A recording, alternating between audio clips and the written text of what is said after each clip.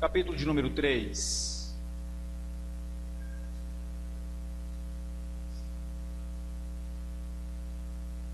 Gênesis, capítulo de número 3.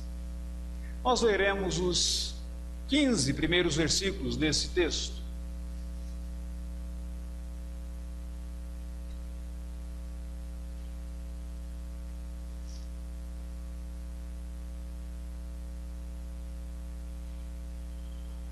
Diz assim a palavra de Deus: Mas a serpente, mais sagaz que todos os animais selváticos que o Senhor Deus tinha feito, disse à mulher: É assim que Deus disse: Não comereis de toda a árvore do jardim? Respondeu-lhe a mulher: Do fruto das árvores do jardim podemos comer, mas do fruto da árvore que está no meio do jardim, disse Deus: Dele não comereis, nem tocareis nele, para que não morrais.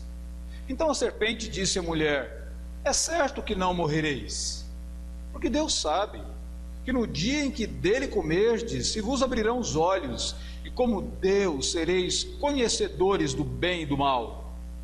Vendo a mulher que a árvore era boa para se comer, agradável aos olhos, e árvore desejável para dar entendimento, tomou do fruto e comeu, e deu também ao marido, e ele comeu.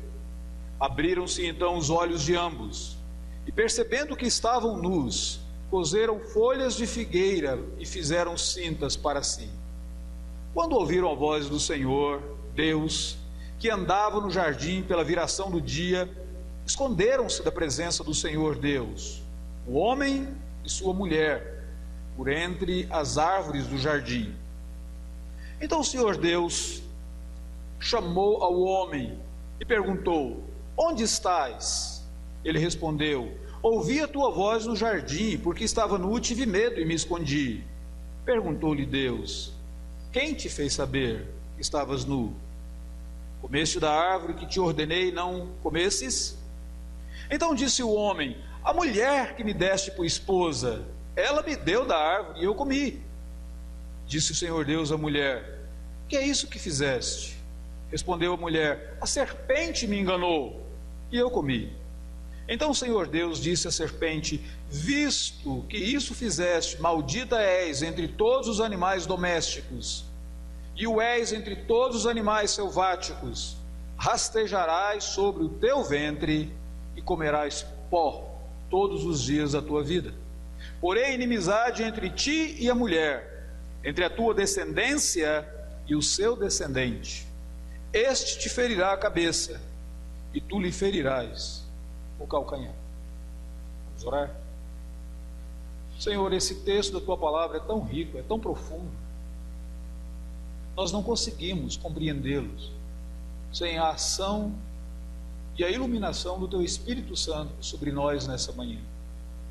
Mas nós rogamos que o Senhor mesmo fale ao nosso coração pela exposição da tua palavra, e que o Senhor nos dê a graça de compreender e aplicar as verdades desse texto à nossa vida diária, para a glória do Senhor Jesus Cristo e para a nossa felicidade diária.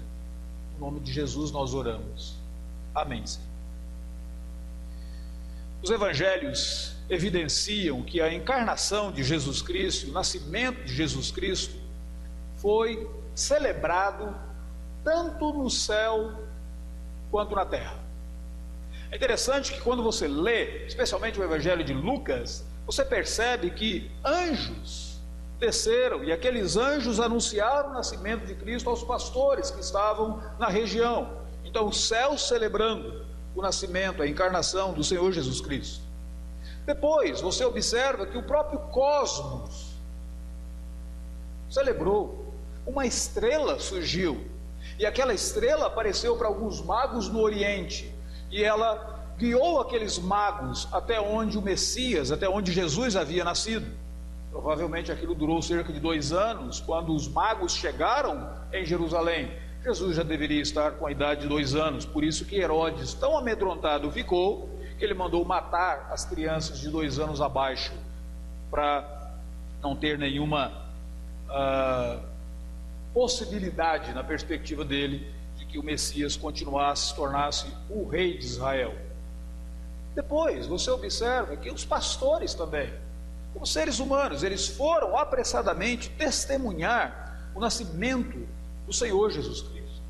Então agora você tem céus, cosmos, você tem a humanidade na terra celebrando o nascimento de Cristo. Por essa razão que o cristianismo e a cristandade ao longo dos anos sempre tem enfatizado a encarnação de Cristo. No credo apostólico nós temos aquela frase que diz: creio em Jesus Cristo, seu único Filho, nosso Senhor, o qual foi concebido por obra do Espírito Santo, nasceu da Virgem Maria. Interessante porque apenas duas pessoas, o nome de duas pessoas aparece no credo: Maria e Pilatos. E aqueles dois nomes estão ligados à encarnação e à morte do Senhor Jesus Cristo. E dessa maneira, é como se os cristãos do passado estivessem dizendo que todo cristão deveria observar, deveria atentar para a encarnação e para a morte do nosso Redentor. É claro que quando nós chegamos na ocasião chamada Natal, todas as igrejas cristãs, elas voltam as suas atenções para os textos bíblicos que falam sobre o nascimento de Cristo. Você vai dizer: não, mas ninguém sabe a data. Sim, é verdade, embora não se saiba a data, nós sabemos que houve o nascimento.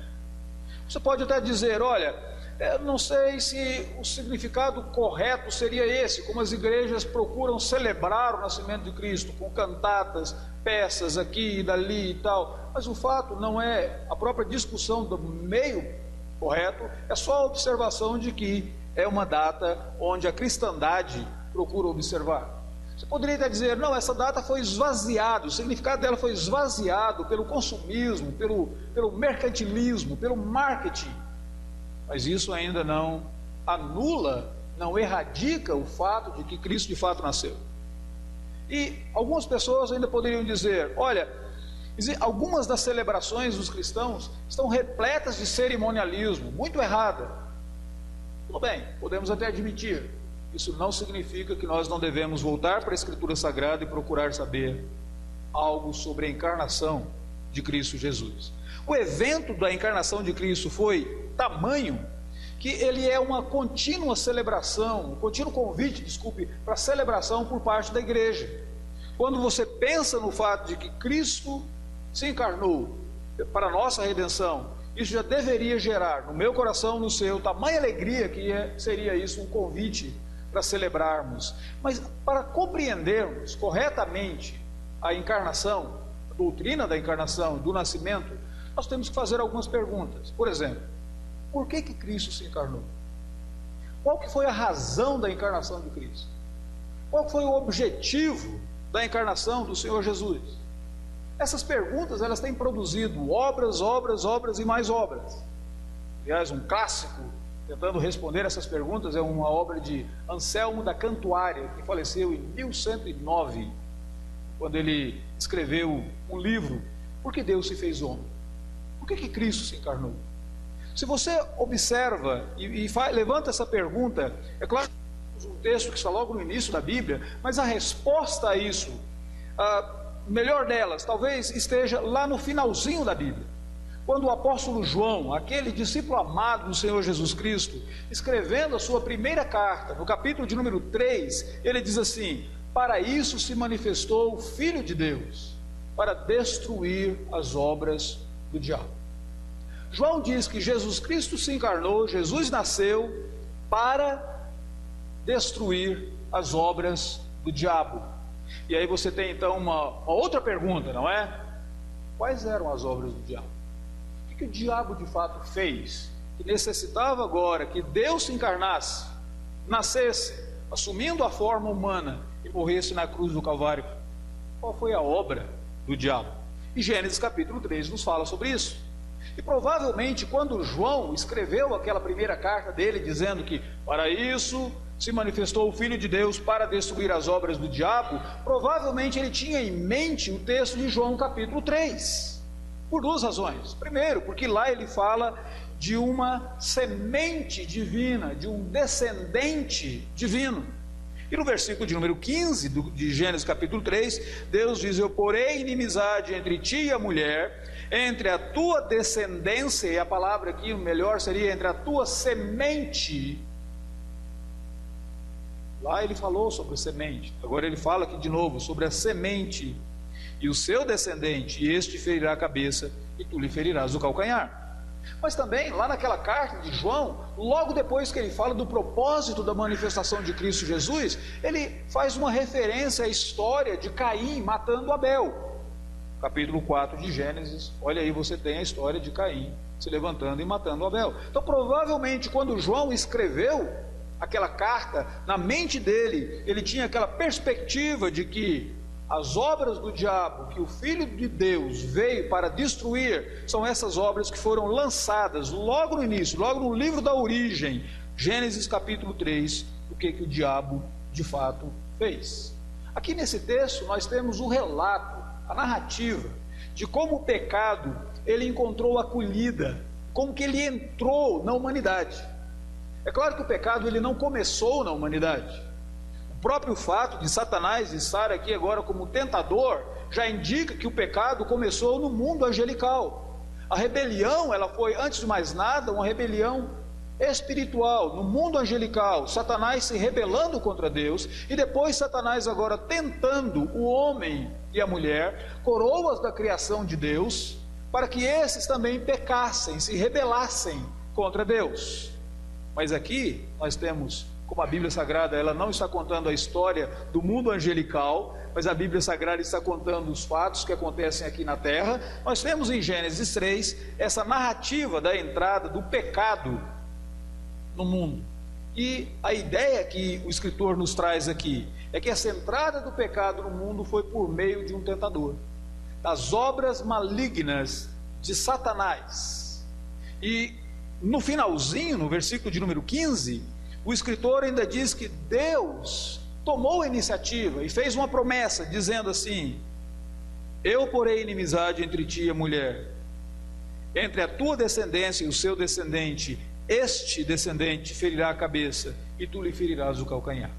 Eu gosto muito desse versículo e de um comentário de um pregador escocês, chamado Sinclair Ferguson, que ele diz que o restante da Bíblia, daqui em diante, tudo que você ler na Bíblia, é uma nota de rodapé, explicando a promessa de Deus em Gênesis 3, capítulo de número 15. Deus prometendo àquele que haveria de esmagar a cabeça da serpente, Deus prometendo àquele que haveria de destruir as obras de Satanás. Mas então surge a pergunta: quais foram as obras de Satanás? Como que eu posso olhar e ver, isso é, do diabo? A primeira coisa que você observa aqui nesse texto é que a obra do diabo, ela pode ser observada aqui pela malignidade do pecado. O pecado é algo maligno. O pecado é algo que só poderia ser sugerido, sugestionado por um ser mau como Satanás. Como que você observa a malignidade do pecado? Observa como que Satanás fez. Ele se aproxima, é claro que aqui o texto está dizendo da serpente mais sagaz do que todos os animais, e lá em Apocalipse capítulo 12 diz que essa serpente aqui é o diabo, a antiga serpente, fazendo referência aqui a Satanás. Se Satanás incorporou a serpente, Satanás assumiu a forma de serpente, não é essa a discussão nesse exato momento. Mas o que eu acho interessante é que Satanás aproxima-se da mulher, e logo que ele se aproxima da mulher, ele começa a debater teologia. Engraçado isso, Satanás gosta de discutir teologia, não porque ele está interessado em aprender teologia, mas é porque ele quer de fato desconstruir conceitos verdadeiros implantados na mente e no coração daqueles que são servos de Deus. Satanás aproxima-se da mulher, e a primeira pergunta dele foi o seguinte: foi assim que Deus disse: não comereis de toda a árvore do jardim? Veja que já tem nessa pergunta aqui um exagero. Ao invés dele dizer: foi assim que Deus disse: não comerás de um dos frutos de uma das árvores do jardim, não poderás comer de toda a árvore do jardim. A mulher dá seguimento àquela conversa, e então ele sugestiona algo terrível para a mulher. Ele diz: é certo que não morrereis, no versículo de número 4, porque Deus sabe que no dia em que dele comerdes, se vos abrirão os olhos, e como Deus sereis conhecedores do bem e do mal. Qual que é a malignidade do pecado aqui? A malignidade do pecado é que o pecado está sempre colocando em xeque, sempre questionando a bondade de Deus. Quando eu e você pecamos, nós ainda voltamos em Gênesis capítulo 3, nós estamos simplesmente dizendo: eu não creio que esse mandamento de Deus seja de fato bom para a minha vida. Quando eu e você desonramos pais e mães, nós estamos simplesmente dizendo: eu não creio que honrar pai e mãe é alguma coisa que vai resultar no bem da minha vida. Quando nós adoramos outros deuses ou ídolos e caímos na idolatria, é como se nós estivéssemos dizendo: eu não creio que aquele mandamento do Senhor Deus, ao Senhor teu Deus adorarás e somente a Ele darás culto, eu não creio que ele seja verdade. Nós estamos, na verdade, aqui questionando a própria bondade de Deus. E aí que você vê o quanto que o pecado é maligno. Interessante que em outro texto da Escritura Sagrada, no livro de Jó, Satanás aparece agora, e ele aparece para Deus, ele aparece diante de Deus. Dentre os anjos de Deus, eis que lá vem Satanás. E Deus diz para ele: de onde vem Satanás? Ele diz: de rodear a terra e passear por ela. Deus diz: observaste o meu servo Jó? E Satanás diz: o senhor acha que Jó te serve à toa, sem receber benefício algum? Tira tudo que ele tem e ele vai blasfemar contra ti na tua face. E Deus diz: vai lá, você pode fazer isso. Ele não blasfemará. Interessante, não é? Satanás aparece para Deus e ele diz assim: os teus servos, ele questiona, na verdade, a intenção e a bondade dos servos de Deus. Os teus servos não te amam completamente. E Deus diz: eu confio mais nos meus servos do que na tua palavra, diabo. Então você pode ir lá e tirar as coisas dele, você vai ver que ele não vai blasfemar. Mas quando Satanás aparece para a mulher e Satanás questiona a bondade de Deus, a mulher diz assim: eu acho que você tem razão. Quando nós somos tentados pelo diabo, uma das primeiras coisas que nós colocamos, e que nós colocamos em xeque, é a bondade de Deus. Incrível que a mulher poderia olhar ao redor, e ela veria tanta demonstração da bondade de Deus, todo o jardim, todos os animais, mas ela preferiu ouvir a voz do tentador, e ali ela questionou a bondade de Deus. O pecado é maligno, ele questiona a bondade de Deus. A segunda coisa que o pecado faz é que a obra do pecado é revelada na própria incredulidade que ele sugere para a mulher. Ele diz: é certo que não morrerás. É engraçado porque no capítulo de número 2, versículo 17, Deus havia dito para Adão: no dia em que comeres do fruto dessa árvore do conhecimento do bem e do mal, certamente morrerás. E aí Satanás muda, diz: é certo que não morrerás. Ele acrescenta, na verdade, um não. Ele usa a mesma frase, a mesma construção. Ele acrescenta um não, dizendo: não morrerás. O que ele está fazendo com isso? Ele está sugerindo a incredulidade. Ele está torcendo as palavras de Deus. Ele está questionando a própria fidelidade de Deus à sua palavra. Está aqui lançando a semente da dúvida, os dardos inflamados do maligno, que atinge o meu coração, atinge o seu coração, e nós passamos não apenas a questionar a bondade de Deus, mas nós começamos a duvidar se Deus de fato é quem Ele disse ser, se Deus de fato existe, se Deus de fato está do nosso lado, se Deus de fato nos ama. E essa semente da dúvida, ela cresce a ponto de resultar em uma rebelião contra Deus. O pecado é maligno. Outra coisa, outro detalhe, observe, quando no versículo de número 4 ele diz: é certo que não morrereis. O que ele está questionando aqui? Está questionando a própria justiça de Deus. Ele está dizendo: não haverá juízo para você. Você pode ir lá, você pode comer daquele fruto, você volta, nada te acontece. Não é apenas questionar a bondade de Deus, não é apenas questionar a fidelidade de Deus, mas agora é questionar a justiça de Deus. É como se ele dissesse: tudo que você fizer, Deus não poderá lançar juízo sobre você, não haverá morte sobre a sua vida e você ficará intacto. O pecado é maligno. O pecado desconstrói, o tentador desconstrói toda a verdadeira crença no verdadeiro Deus. E ele cria uma caricatura de Deus e coloca diante de mim e diante de você. diante dessa caricatura? Nós caímos. Outra coisa que o pecado faz é que o pecado promete algo que não pode garantir. O pecado, o próprio diabo, promete algo que ele não pode cumprir. Ele diz assim: e como Deus, vocês serão conhecedores do bem e do mal. Ser como Deus, de fato, apelava agora aos ouvidos de Eva. Mas a única coisa que eles conseguiram foi obter vergonha e fugir de Deus. Eles não se tornaram Deus. Se tornaram cada vez mais malignos e mais malignos. E o primeiro filho deles foi tão maligno que ele assumiu o mesmo comportamento do diabo, que a Bíblia diz ele é assassino desde o princípio. Com um só golpe, ele fez com que toda a humanidade experimentasse a morte espiritual. E Caim, em um ato, mata o seu irmão. O pecado é maligno. Jesus se manifestou para destruir as obras do diabo. Última coisa, a obra do diabo, o pecado, usa o processo de seduzir pela aparência.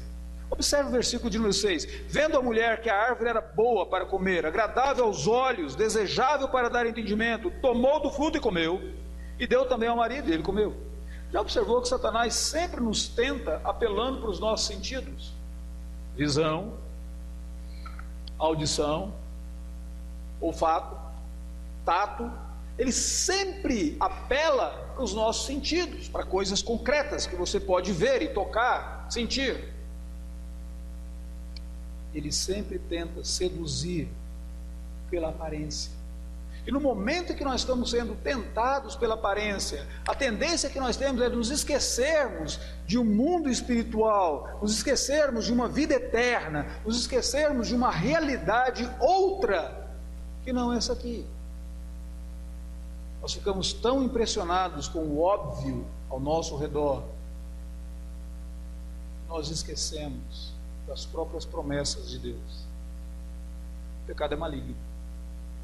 É maligno, porque é obra do diabo.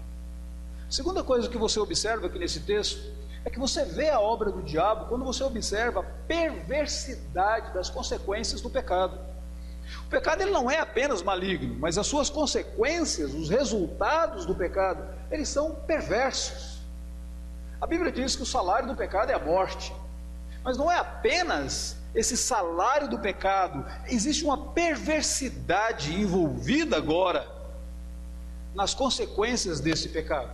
Observe aí algumas coisas interessantes. Note que quando Eva tomou do fruto e comeu, ela deu para Adão e Adão comeu também.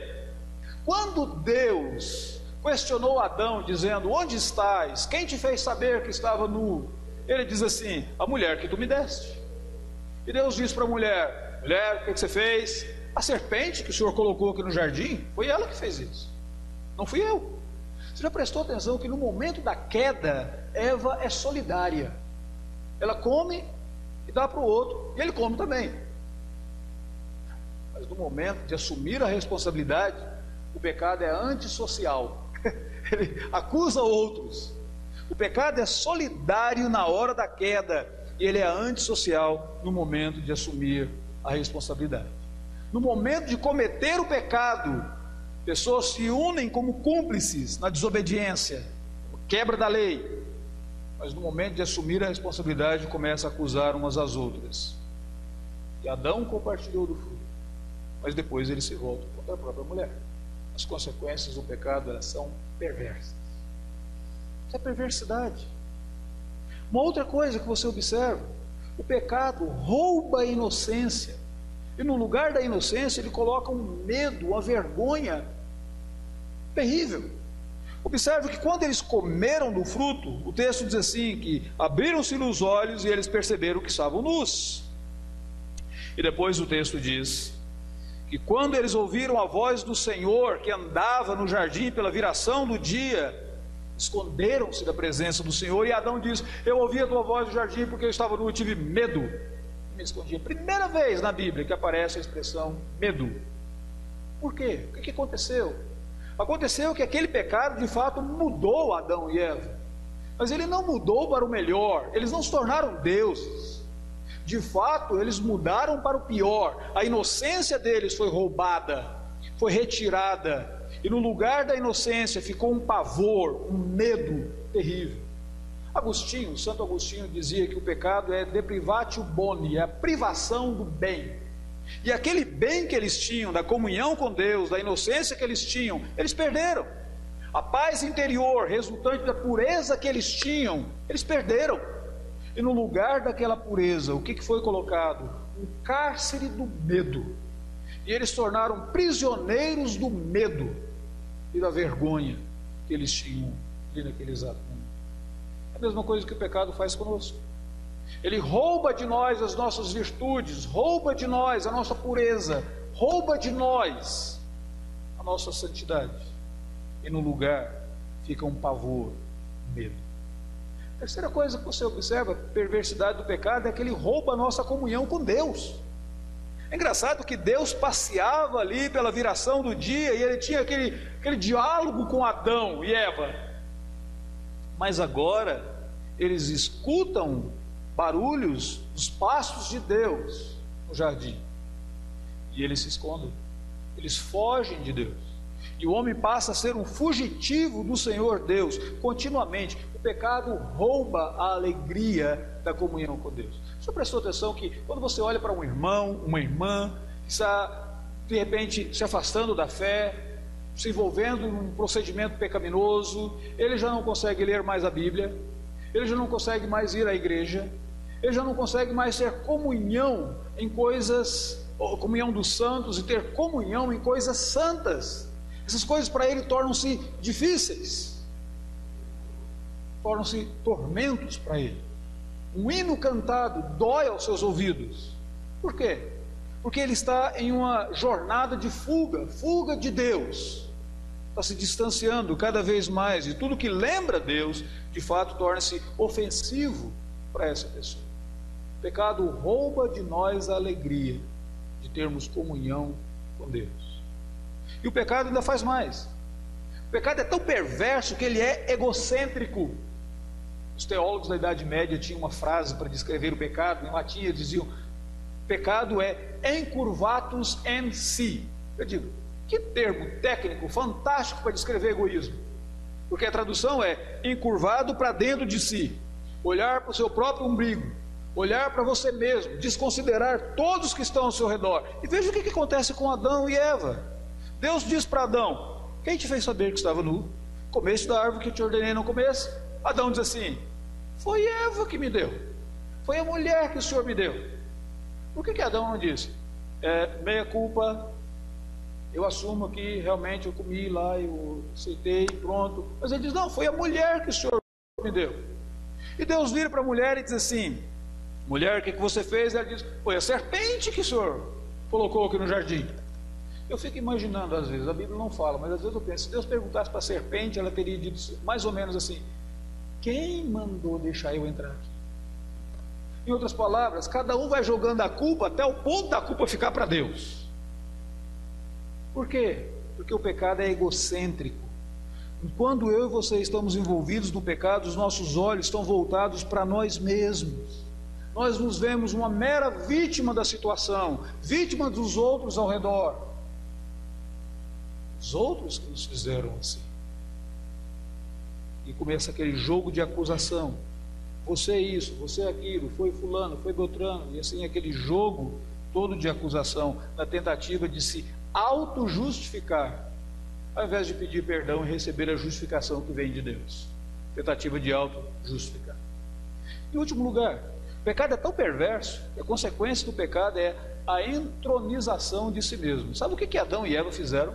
Eles simplesmente disseram mais ou menos assim: nós não queremos que Deus dirija mais a nossa vida. A partir de agora nós somos autônomos, nós somos senhores da nossa própria vida, nós construiremos a nossa jornada, nós faremos o que nós quisermos, nós seremos para nós mesmos. E Deus fica marginalizado. Mesmo ponto que cria aquela caricatura de Deus, a pessoa que se envolve no pecado. O pecado é tão perverso que ela se entroniza no próprio lugar de Deus. A Bíblia diz que Jesus se manifestou para destruir as obras do diabo. Jesus se manifestou para destruir a malignidade do pecado. E ele se manifestou para destruir a perversidade do pecado, obra de Satanás. E como que ele fez isso? Simplesmente pela graça, e a graça de Deus bendito, que aqui no texto já mostra um pouquinho, dá um vislumbre para nós dessa graça de Deus. Como é que você vê a graça de Deus aqui nesse texto? Em primeiro lugar, você vê que Deus não desistiu dos pecadores. Deus aparece ali no jardim, ele toma a iniciativa, ele procura e ele pergunta ao homem: onde estás? Você vai dizer, será que Deus não sabia? Em primeiro lugar, isso mostra que Deus não desistiu dos pecadores, ele os procurou. E o restante da Bíblia toda, você verá Deus sempre tomando a iniciativa, buscando pecadores. Ele busca Abraão, e a partir de Abraão ele cria uma família na qual haveria de nascer o Messias. Ele busca Moisés, lá na terra de Midian, quando ele estava tentando se esquecer de que ele era aquele que haveria de libertar o povo de Deus do Egito. Ele busca Jonas, um profeta fujão, e quando Deus diz para ele, vai, prega contra Nínive, e ele toma um caminho oposto. Nínive estava para uma região, ele vai para outra região, ele vai para Tarsis, ele toma um navio e vai para Tarsis. Ele toma a iniciativa de nos buscar na pessoa de Jesus Cristo. Vindo, porém, à plenitude dos tempos, Deus mandou o seu Filho, nascido de mulher, nascido sob a lei, para nos resgatar. Deus sempre está tomando a iniciativa de redimir pecadores, salvar pecadores. Essa é a primeira coisa. A graça de Deus, ela é observada aqui no fato de que Deus não desiste dos pecadores. A segunda coisa, que é importante você observar, Deus sempre apela para a consciência. Satanás apela para os nossos sentidos, Deus apela para a nossa mente, nossa consciência. Ou por que vocês acham que Deus perguntou para Adão, onde você está? Será que Deus não sabia? A Bíblia diz que Ele sabe todas as coisas. Será que Deus assim, vida, que dia terrível estou tendo, eu perdi Adão, eu não sei onde ele está agora. Adão, por favor, onde estás? Nada. Mas Deus sempre faz essa pergunta, quando Deus vira e diz assim, Moisés, Moisés, Moisés diz, eis-me aqui, Senhor. Quando Deus aparece para Elias, lá no Monte Horebe, Deus diz assim, que fazes aqui, Elias? Não é mais ou menos Deus andando, dizendo, Elias, você está aqui, que coisa, você está batido, puxa vida. O que você está fazendo aqui? Eu não esperava encontrar-te aqui agora, eu esperava te encontrar lá na outra. Nada disso, mas Deus faz as perguntas para apelar à alma. Deus faz as perguntas para apelar à mente, para apelar à consciência. Satanás apela aos sentidos e Deus apela à alma. Onde estás, Adão? Quem te fez saber que estava nu? Comeste da árvore, Adão, que eu te disse para não comer. Deus sempre apela à nossa consciência. Naqueles momentos mais remotos da nossa existência, quando nós estamos na nossa jornada do pecado, eis que a nossa consciência nos acusa. E nós sabemos, não era para ser assim. Nós sabemos que alguma coisa está errada. Nós sabemos que nós fizemos algo contrário ao que Deus queria que nós fizéssemos. Podemos nem nos arrependermos, como Adão não parece ter se arrependido, mas nós sabemos. Satanás apela aos sentidos, Deus apela à tua alma, à tua mente, à tua consciência. Deus apela ao teu coração. Terceira coisa que Deus faz aqui, Ele estabelece sinais de um julgamento vindouro. Sabe o que ele diz? Diz para a serpente, maldita és entre todos os animais domésticos. Aqui o texto não está dizendo que a partir daquele momento a serpente perdeu suas perninhas, porque nem sabemos que serpente tinha perna. Ele simplesmente diz, você vai rastejar agora, e o fato de você rastejar será para você não apenas uma maldição, mas será lembrança para que toda pessoa que vir uma serpente se rastejando sobre a face da terra, se lembre que um dia haverá juízo vindouro, pleno de Deus, por causa do pecado. Ele diz para a mulher: eu multiplicarei as dores da tua gravidez. Não é que não existia dores, observa a palavra aqui, eu multiplicarei as dores. Só pode multiplicar alguma coisa que já existe, correto? Então, todas as vezes que você der à luz e que você gritar e chorar de dores, você vai se lembrar de que haverá um dia de um juízo pleno, que não haverá nenhuma fuga, nenhuma solução para as dores das pessoas clamando ali. E ele diz para Adão: Adão, do suor do teu rosto você comerás o teu pão agora. Não é que antes você não tinha que trabalhar. Adão havia sido colocado para ser um jardineiro do jardim do Éden, mas é que agora o trabalho para ele não é apenas aquele exercício de mordomia, mas agora as coisas tornam-se cada vez mais difíceis para ele. E no suor do teu rosto comerás o teu pão, e no labor e na dificuldade do trabalho você se lembrará de que haverá um dia, um juízo pleno. A dificuldade será tamanha que as pessoas pedirão para si a morte, como diz o livro de Apocalipse. Deus estabelece sinais, Ele coloca esses sinais para que eu veja, para que você veja, para que nós nos lembremos que Ele continua sendo Deus justo. Ele é bom, mas Ele continua sendo Deus justo. E em último lugar, Deus promete o Redentor. Versículo de número 15, Ele promete: porém inimizade entre ti e a mulher, entre a tua descendência e o seu descendente. Observe aqui algumas características sobre esse descendente. Primeiro, ele haveria de esmagar a cabeça da serpente. Ele seria ferido, é verdade, mas a ferida dele seria uma ferida casual, enquanto que ele esmagaria a cabeça da serpente. Esmagar a cabeça da serpente é uma ferida mortal. Ser ferido no calcanhar é um ferimento casual. Dói, foi crucificado na cruz, sim. Foi sepultado, sim, mas ao terceiro dia ele ressuscita, mas ele esmagou a cabeça da serpente. Em outras palavras, o golpe foi fatal, e resta apenas um breve momento para que essa serpente pare de se estribuchar, ter os seus últimos momentos de vida nesse universo. Pequenos momentos. Deus promete o Redentor. Esse Redentor, esse que foi prometido, ele se distingue de toda a humanidade.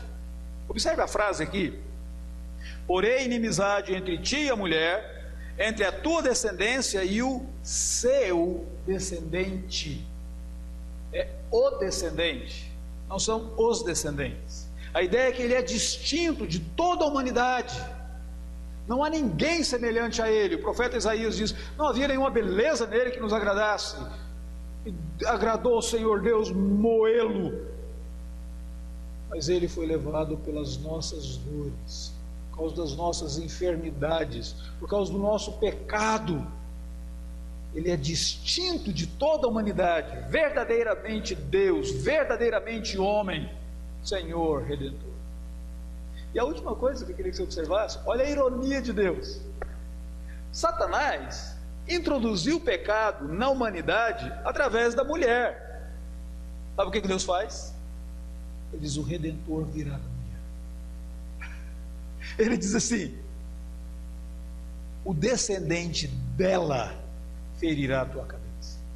Em outras palavras, Deus não vai deixar Satanás ficar nem com a glória, nem com a honra de ter introduzido o pecado na humanidade por meio da mulher, mas ele vai dizer: ele nascerá da mulher. O tentador seduziu a mulher, e o Redentor agora, ele virá da própria mulher, trazendo redenção. Mais tarde o apóstolo Paulo, quando ele fala sobre a mulher, ele diz assim: e a mulher será preservada através da sua missão de mãe. Fantástico isso. Talvez até mesmo uma referência ao fato de que o Redentor vem da mulher. Eu sei que muitas vezes as mulheres são alvos de piadas jocosas, dizendo: é por meio da mulher que o pecado entrou no mundo. Se um dia acontecer isso com você, você pode dizer: foi por meio de uma mulher que o Redentor veio. É glorioso. Deus não deixou Satanás ficar nem uma pontinha da vitória. Ele traz o Redentor agora, nascido de mulher. Nesse texto nós vemos, então, o que são as obras do diabo? A malignidade do pecado, a perversidade do pecado. E como que Cristo destrói as obras do diabo pela sua graça, tomando a iniciativa de buscar pecadores. Ele estabelece alguns sinais de julgamento, apela à consciência e ele nasce como Redentor bendito. Qual que é a relação disso aqui comigo e com você? Eu quero terminar observando o versículo de número 6. Vendo a mulher que a árvore era boa para comer, agradável aos olhos e árvore desejável para dar entendimento, tomou-lhe do fruto e comeu, e também deu ao marido, e ele comeu. Essa construção na frase desse versículo, tomou e comeu, ela vai aparecer de novo, lá no Novo Testamento, no Evangelho de Mateus, quando Jesus Cristo, na mesa da ceia, ele toma o pão, e ele o parte, e ele diz, tomai e comei, isso é o meu corpo que é dado por vós. Todas as vezes que nós temos a intimidade com Jesus Cristo, a comunhão com o Senhor Jesus Cristo, nós estamos participando da obra daquele que destruiu as obras do diabo.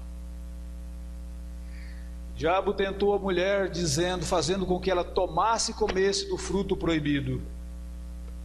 Jesus nos dá do seu próprio corpo, diz, tomai e comei, e você se torna um participante comigo, um filho, uma filha de Deus. Você tem por herança o reino de Deus, e assim ele desfaz a obra de Satanás na minha vida, na sua vida, e na vida de tantos quantos buscam comunhão e intimidade com ele. O Filho de Deus se manifestou para destruir as obras do diabo, e ele o destruiu. Convida a mim e a você para participarmos dessa vitória. Nós vamos nesse momento ficar de pé.